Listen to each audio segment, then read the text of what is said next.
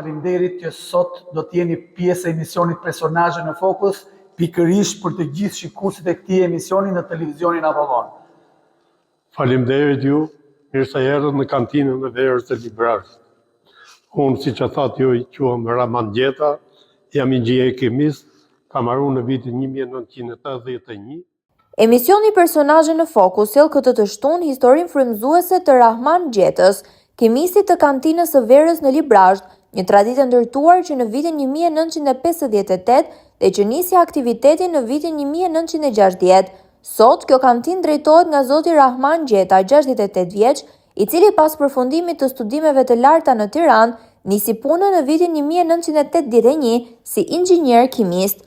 Në vitin 1993, kantina u privatizua dhe që prej asaj kohe vijon punën pa ndërprerje, duke ruajtur traditën dhe cilësinë ndër vite. Me një kapacitet prej 1.3 milion litra verë në vit, ajo mbetet një nga kantinat më të mëdha dhe më të vjetra në Shqipëri. Prodhimet përfshin verëra si shesh e bardhë, shesh i zi, kabernet, tokaj si dhe pije të tjera si raki të ndryshme, moskat, moskat me shafran, konjak, fernet, ponçe të tjerë. Në këtë episod, Rahman Gjeta rrëfet pa filtra, me sinqeritet dhe përkushtim, përballë pyetjeve të gazetarit Ndriçim Gjoshi, duke ndarë detaje nga jeta dhe pasioni i tij për profesionin.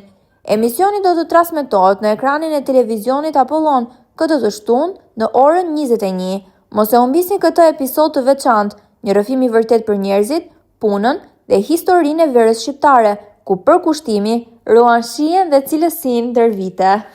Kjo kantinë është ndërtuar siç në atë sistem janë ndërtuar edhe disa kantina tjera dhe kjo I ka që rezistuar kohë. I rezistoi kohës sepse